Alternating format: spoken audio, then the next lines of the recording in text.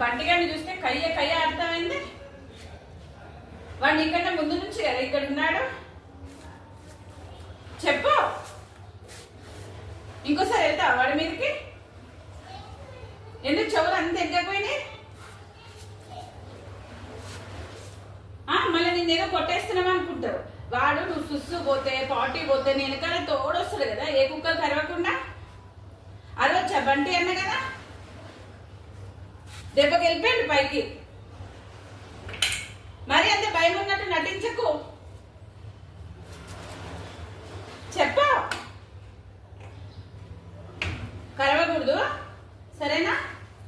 సరేరా బంగారు తల్లి, కరవకూడదు నాన్న, నా తొలుకోడమ్మా, నా తొలుకోడమ్మా. కరవకే, అరవకూడదమ్మా బంటి అన్న కదా. సరేనా తల్లి, బంగారు తల్లి.